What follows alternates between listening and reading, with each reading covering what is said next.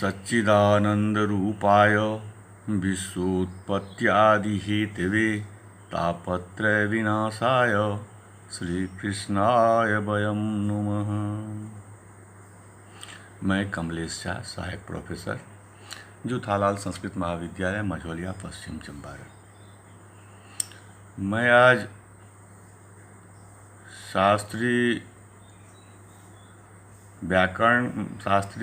प्रतिष्ठा व्याकरण विषय वाले छात्रों के लिए अनिवार्य प्रथम पत्र प्रथम खंड में और व्याकरण से इतर विषय रखने वाले छात्रों के लिए अनिवार्य प्रथम पत्र के रूप में पढ़ाई जाने वाली पुस्तक विषय दर्शन, इसके अंतर्गत तर्क संग्रह नामक पुस्तक पढ़ाई जाती है, जो अन्नम भट्ट द्वारा रचित है। उसमें सामान्य के लक्षण,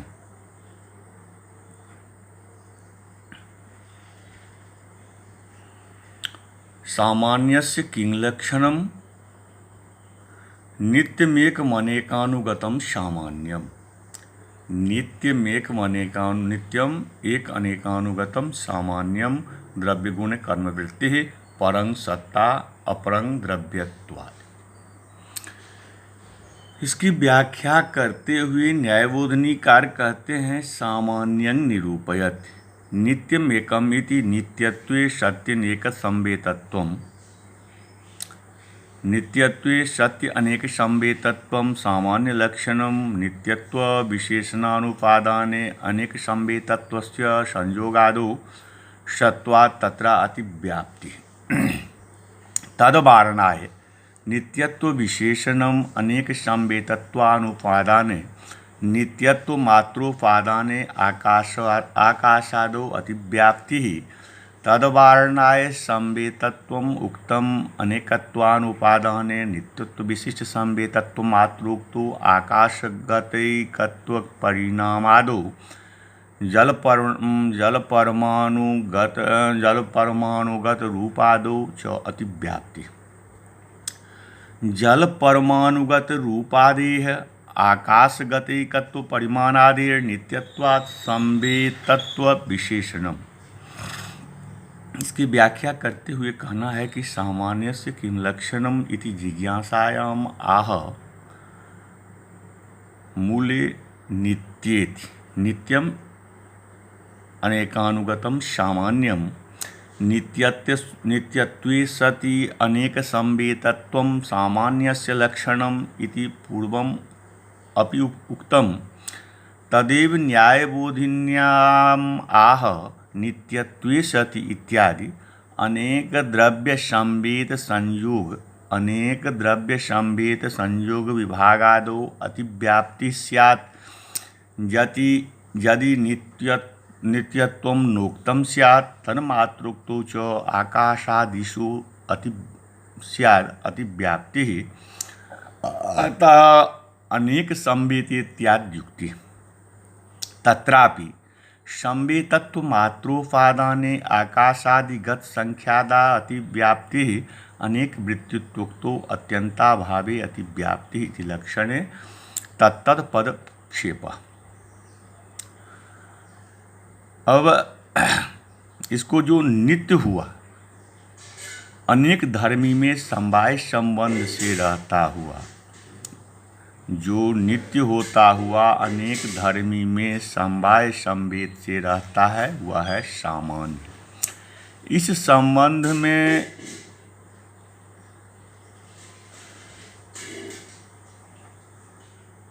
नित्यम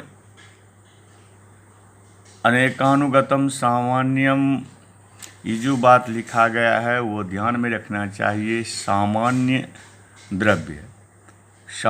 द्रव्य गुण और कर्म में रहता है, सत्ता है, परजाति और द्रव्यत्व आदि अपर। यो तो बहुत लोगों की धारणा यह है कि द्रव्य गुण और कर्म ये तीन ही पदार्थ तात्विक हैं, क्योंकि ये तीनों आपामर साधारण रूप से प्रतीत हुआ करते हैं। प्राणियों की प्रवृत्तियों भी इन्हीं तीनों के अंदर किसी के लिए होती दिख पड़ती है। सामान्य शब्द इसी की पुष्टि करते दिख पड़ते हैं, क्योंकि सामान्य को समानता के अतिरिक्त और क्या कहा जा सकता है, और समानता तो समान धर्म के अतिरिक्त है और समानता तो समान धर्म के अतिरिक्त और कुछ नहीं।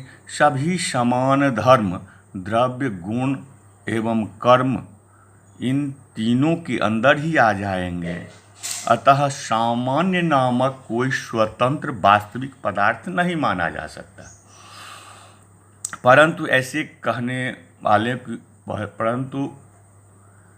ऐसे कहने वालों की धारणा उचित नहीं, क्योंकि वे सामान्य शब्द को ब्राह्मण्य आदि शब्दों के समान यौगिक समझ बैठते हैं। सो नहीं है। यह यौगिक नहीं है कि उसके प्रतिपाद्य सामान्य को समान धर्म रूप कहकर द्रव्य, गुण और कर्म इन तीनों के अंतर्गत ही मान लिया जाए। सामान्य के अंदर द्रव्यत्व, गुणत्व और कर्मत्व भी आते हैं, जो कि क्रमशः द्रव्य, गुण और कर्म में रहते हैं। अतः उन्हें द्रव्य, गुण और कर्म नहीं कहा जा सकता, क्योंकि न्याय वैशेषिक सिद्धांत में धर्म और धर्मों को एक नहीं माना जा सकता। न्याय वैशेषिक में धर्म और धर्मी को एक नहीं माना जा सकता। सामान्य की परिभाषा यह है कि जो समवाय संबंध से द्रव्य, गुण और कर्म इन तीनों में या इन तीनों के अंदर किसी में रहे और गुण तथा कर्म से भिन्न हो, वह कहलाता है सामान्य। इसको पुनः एक बार और सुन लीजिए। सामान्य की परिभाषा ग्रंथकार देते हैं कि जो समवाय संबंध से द्रव्य, गुण और कर्म इन तीनों में या इन तीनों के अंदर किसी में रहे और गुण तथा कर्म से भिन्न हो, वह कहलाता है सामान्य। बौद्ध दार्शनिक इस सामान्य को अपोह अर्थात अतद्व्यावृत्ति फलतः तद्भिन्न भेद मानते हैं। जैसे गोत्र को ये गोभिन्न भेद मानते हैं, परंतु वह इसलिए उचित नहीं कि गोत्व जाति को माने बिना अनुगत रूप से असंख्य गायों को गो ही नहीं कहा जा पाएगा। गो भिन्न और गो भिन्न भिन्न कैसे कहा जा पाएगा? अतः सभी गायों के अनुगमार्थ गोत्व जाति मानना नितांत आवश्यक होगा। इसी प्रकार अन्यत्र भी समझना चाहिए। इस सामान्य पदार्थ को पर सामान्य, अपर सामान्य और परापर सामान्य इन तीन रूपों में विभक्त समझना चाहिए। द्रव्य, गुण और कर्म तीनों में रहने वाली सत्ता है पर सामान्य, घटत्व, पटत्व आदि है। अतः सामान्य और द्रव्यत्व, गुणत्व, कर्मत्व, पृथ्वीत्व आदि परापर सामान्य। कुछ धर्म ऐसे पाए जाते हैं जो सामान्य न होते हुए सामान्य जैसे प्रतीत होते हैं, दिखने में लगते हैं, अतः उन्हें सामान्याभास समझना चाहिए। आकाशत्व, भूतत्व और मूर्तत्व आदि सामान्य नहीं, सामान्याभास है। इसीलिए बातों का परिचय मेरे पदार्थ शास्त्र में। अब विशेष, सामान्य के बाद है विशेष। विशेषस्य किंग लक्षणम नित्य द्रव्य वृत्तयो व्यावर्तका विशेषा। नित्य विशेषस्य किम लक्षणम नित्य द्रव्य वृत्तयो व्यावर्तका विशेषा।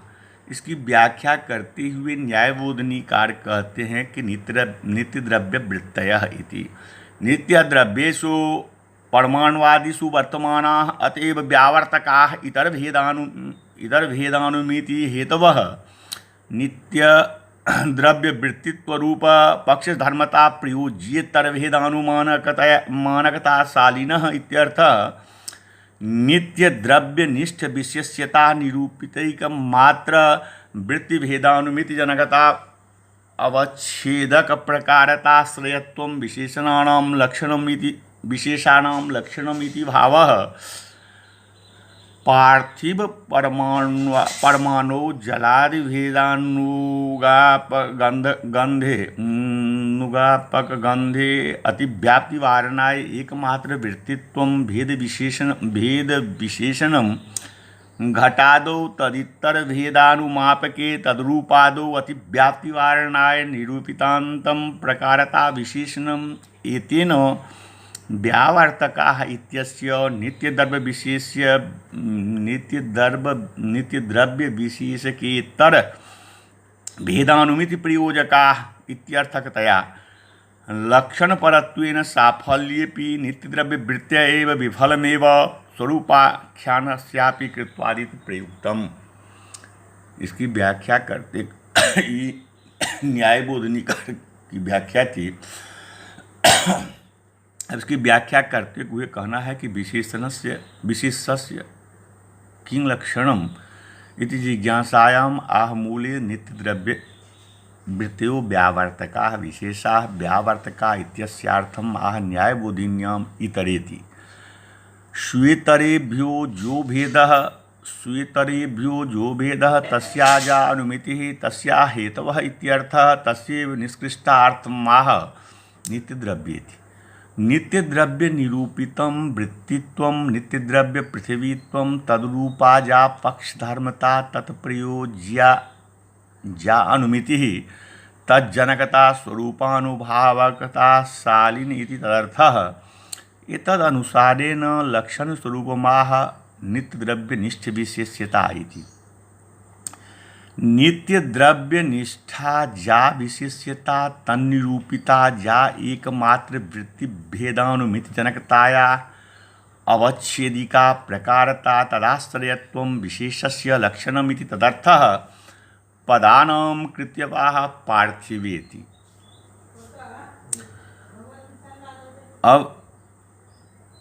अब इसको ऐसे समझिए कि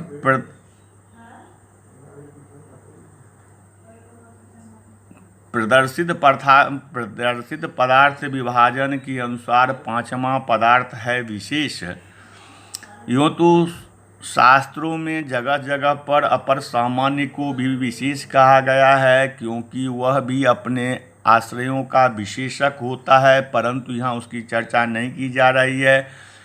वह तो सामान्य होते हुए भी विशेष होता है, अतः वह वहाँ विवेच्य विशेष की तरह अति विशेष नहीं होता। यह विशेष पदार्थ परमाणु आकाश काल दिक् आदि एक एक मात्र में रहने के कारण अति विशेष होता है। अतः यह सर्वथा और सर्वदा अपने एकमात्र आश्रय को अपने अनाश्रयों से भिन्न बतलाता है।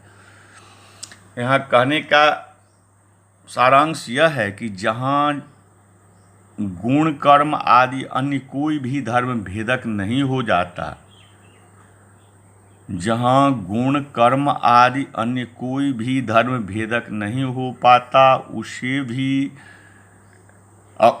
सभी अन्य से भिन्न समझाने के लिए इस विशेष पदार्थ की मान्यता आवश्यक होती है। जैसे परमाणु आकाश आदि, ऐसे परमाणु आकाश आदि तो सावयव होते नहीं कि घड़े कपड़े आदि की तरह वह अवयवगत भेद के कारण भिन्न समझे जा पाएंगे। अतः उससे यह विशेष पदार्थ माना जाता है कि जो कि अनुमापक हेतु बनकर अपने एकमात्र आश्रय को औरों से भिन्न समझाता है। यदि यहाँ प्रश्न उठाया जाए कि परमाणु आदि तो भोगी न होने के कारण प्राणियों के व्यवहार में आते नहीं, फिर उन्हें समझना आवश्यक नहीं माना जा सकता, और उसके अवश्य ज्ञातव्य न होने पर उसके ज्ञानार्थ विशेष पदार्थ क्यों माना जाए। अतः विशेष पदार्थ नहीं मानना चाहिए। इसका उत्तर यह ध्यातव्य है कि ज्ञान स्वतः प्रयोजन है। ज्ञान स्वतः प्रयोजन है, अतएव अच्छे लोग ज्ञान की प्राप्ति के लिए निरंतर चेष्टाशील पाए जाते हैं। सुतराम यह प्रश्न नहीं उठाया जा सकता कि पारमाणिक भेदों को क्यों समझा जाए और तदर्थ क्यों अतिरिक्त विशेष पदार्थ माना जाए, यदि ज्ञान को स्वतः प्रयोजन नहीं भी माना जाए। यदि ज्ञान को स्वतः प्रयोजन नहीं भी माना जाए तो फिर भी विशेष नामक पदार्थ की मान्यता इसीलिए आवश्यक होती है कि उसे माने बिना अलग अलग दो परमाणु में यह एक है और यह अन्य एक, इस प्रकार अपेक्षा बुद्धि बुद्धि उत्पन्न नहीं हो पाएगी। उसके न होने पर द्वितीय संख्या की उत्पत्ति न हो पाने के कारण परमाणुओं को दो नहीं कहा जा सकेगा। ऐसी स्थिति में द्वैनुक की उत्पत्ति दो परमाणुओं से होती है, यह कैसे कहा जा सकता। अतः विशेष नामक पदार्थ अवश्य मानना होगा। इस विशेष पदार्थ के संबंध में अधिक परिचय पदार्थ शास्त्र के निरूपण में किया गया है। नित्य द्रव्य में रहने वाली व्यावर्तक वस्तु है विशेष। नित्य द्रव्य में रहने वाली व्यावर्तक वस्तु है विशेष। विशेष का लक्षण एवं उसका स्वीकार प्रयोजन। अब अब समवायस्य किम लक्षणम।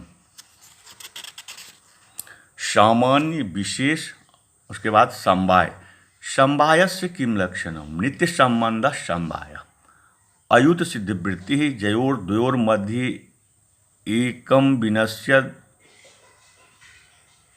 विनश्यदवस्थमपरा आश्रितमेवावतिष्ठते तावयुत सिद्धो अथवा अवयविनो गुणगुणिनो क्रियाबंतो जाति व्यक्ति विशेष नित्य द्रव्ये चेति। इसकी व्याख्या करते हुए न्यायबोधनीकार कहते हैं कि समवायम निरूपयति नित्येति। नित्य संबंध समवायः संबंधत्वं विशिष्ट प्रतिनियामकत्वं तावन मात्रोक्तो संयोगे अतिव्याप्ति अतो नित्य इति विशेषणम जयोर्द्वयोर मध्ये इति जन्निष्ठ काल निरूपिता आधेयता सामान्यम जदवच्छिन्नम तदुभयान्यतरम अयुत सिद्धत्वम इत्यर्थः। इसकी व्याख्या करते हुए कहना है कि समवायस्य किम लक्षणम इति जिज्ञासायाम आह मूले नित्य संबंध समवायः तथा च नित्य संबंधत्वम इति समवाय लक्षणम इत्यर्थः।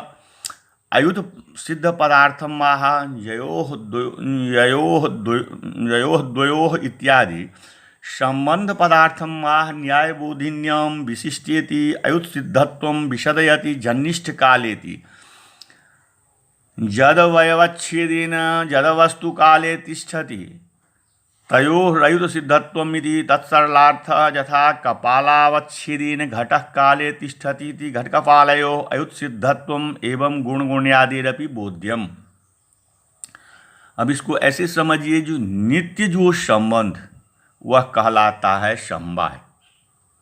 नित्य जो संबंध वह कहलाता है समवाय। वह अयुत सिद्धों में रहता है, अर्थात उसका संबंध नित्य होता है। जिन वर्तमान दो विषयों के अंदर एक अपर में रहता है और दोनों अयुत सिद्ध कहलाते हैं, जैसे घट जब रहेगा तो कपाल भी रहेगा, अतः घट कपाल अयुत सिद्ध है। इसी समवाय पदार्थ का उल्लेख पहले भी अनेक स्थलों पर हो चुका है। यह समवाय अवयव और अवयवी, गुणी और गुण, क्रियावान और क्रिया, व्यक्ति और जाति, नित्य द्रव्य और विशेष, उनके बीच होने वाला एक प्रकार का ऐसा भेद संबंध होता है। नित्य द्रव्य और विशेष, उनके बीच होने वाला एक प्रकार का ऐसा भेद संबंध होता है कि रहने वाले की विद्यमानता के अंतिम क्षण तक वह अवश्य आधेय और आधार के बीच बना रहता है और आधार में आधे की प्रतीति कराता है। इसे यूँ समझा जाए कि जहाँ कहीं भी किन्हीं दो वस्तुओं के अंदर एक को अपर से विशेषित कर समझा और समझाया जाता है, वहाँ तीन वस्तुएं अवश्य ज्ञान के विषय रूप में समक्ष आती है। जैसे किसी नाम को यदि यह पीला है, यह इस प्रकार समझा जाता है तो उस ज्ञान के विषय तीन होते हैं: आम, उसका पीला रूप और उन दोनों का योजक संबंध। उक्त तीनों के बीच आम फल होता है, एक पार्थिव द्रव्य पीला रूप होता है गुण पदार्थ, और उन दोनों को संबद्ध करने वाला अर्थात पीले रूप स्वरूप विशेषण को विशेष आम के साथ आबद्ध करने वाला होता है समवाय। जो किसी को किसी से संबद्ध करे वह कहलाता है संबंध। यदि कोई किसी दंडधारी व्यक्ति के संबंध में यह कहता है कि यह दंडी है, अर्थात यह दंडा वाला है, तो दंड और उस व्यक्ति के बीच का संयोग संबंध कहा जाता है, क्योंकि विशेषण दंड और विशेष उस व्यक्ति के बीच रहता हुआ वह संयोग उन दोनों को जोड़ता है। तद्वत उक्त आम पीला है, इस प्रतीत स्थल में भी आम और उसका पीत रूप अर्थात उसका पीलापन, इन दोनों के बीच प्रतीत होने वाला एक संबंध अवश्य मान्य होगा। उसे समवाय संबंध समझना चाहिए। उसे समवाय संबंध समझना चाहिए या समवाय समझना चाहिए। इसी प्रकार कपाल आदि अवयव द्रव्य और उससे रहने वाले घट आदि अवयवी द्रव्य, अन्य सभी द्रव्य और उसमें रहने वाले सभी गुण आदि के बीच भी समवाय संबंध मानना होगा। अतः समवाय एक ऐसा संबंध है गुण गुणी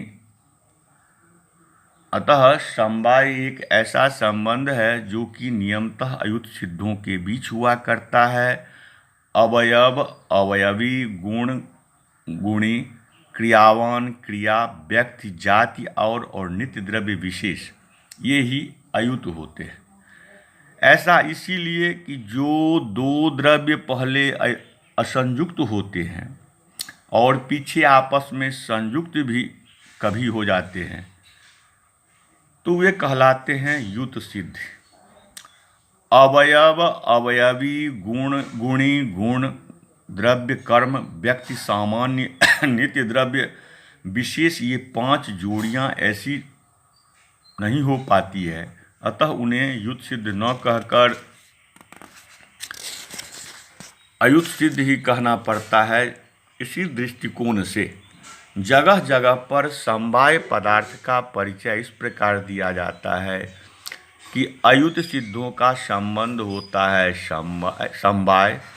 इस समवाय पदार्थ का अधिक परिचय मेरे पदार्थ शास्त्र के समवाय निरूपण में किया जा सकता है। प्रकार गुण गुणी आदि में भी समझना चाहिए। अवयव अवयवी, गुण गुणी, क्रिया क्रियावान, जाति और तदाश्रय अर्थात द्रव्य गुण कर्म विशेष और नित्य द्रव्य में अयुत सिद्ध होते हैं। आप प्राग भावस्य किम लक्षणम, आगे है प्राग भावस्य किम लक्षणम। अनादि शांतः प्राग भावः उत्पत्तेः पूर्वं कार्यस्य प्रध्वंसस्य किं लक्षणम। शारीरनन्तः प्रध्वंसः उत्पत्त्यनन्तरं कार्यस्य। इसकी व्याख्या करते हुए कहना है कि प्राग भाव ध्वंसाभाव, प्राग भाव प्रध्वंसाभाव, अत्यंताभाव, अन्योन्याभावानां कानि लक्षणानि इति जिज्ञासायाम् आह मूले अनादिः इत्यादि एतेषां लक्षणानि समन्वय प्रकार सहितानि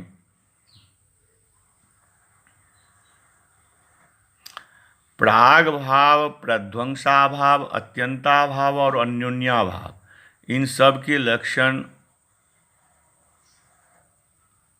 इससे पूर्व प्रत्यक्ष खंड में बतलाए जा चुके हैं, उसी के अनुसार समझना चाहिए। अत्यंताभावस्य लक्षणं निरूप्यते। त्रैकालिक संसर्गावच्छिन्न प्रतियोगिता को अत्यंताभावः यथा भूतले घटो नास्ति। इसकी व्याख्या करते हुए न्यायबोधनीकार कहते हैं, अत्यंताभावं निरूपयति त्रैकालिकेति प्राग्भावा प्रतियोगित्वे सति प्राग्भावा प्रतियोगित्वे सति ध्वंसा प्रतियोगित्वे सत्यन्योन्या भाव भिन्नत्वे सत्यभावत्वम् अत्यंताभावस्य लक्षणम्। ध्वंस प्राग्भावो अन्योन्याभावाकाशादीनां वारणाय यथाक्रमं विशेषणोपादानं वस्तुतस्तु संसर्गाभावात्वं तादात्म्य भिन्न संबंधावच्छिन्न प्रतियोगिता का भावत्वम्। ध्वंस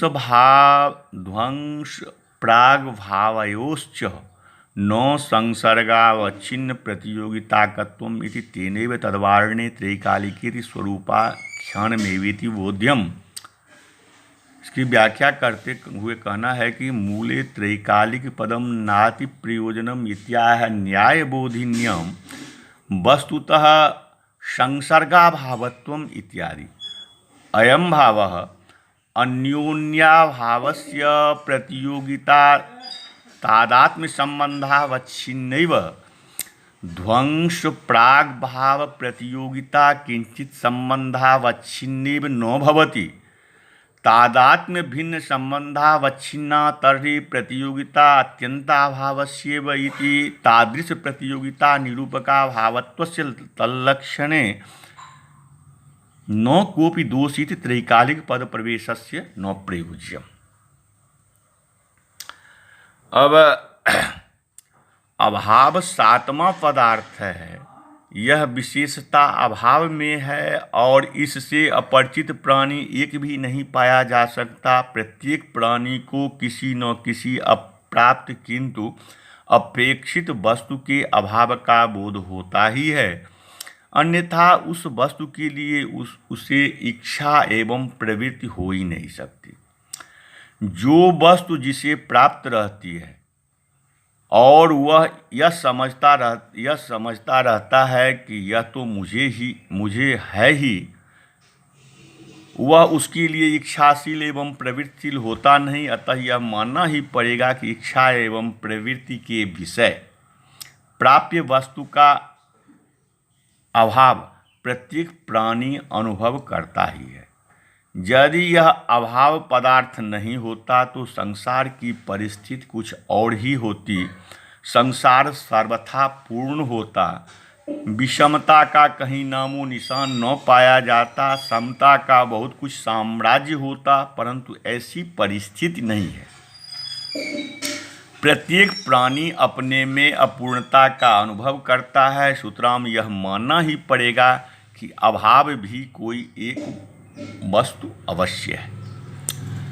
यूँ तो तत्त व्यक्ति के रूप में देखने पर भावों की तरह अभाव भी असंख्य होते हैं, जैसे घड़े का अभाव, कपड़े का अभाव इत्यादि। तथापि भावों की तरह इनका भी वर्गीकरण संभव है।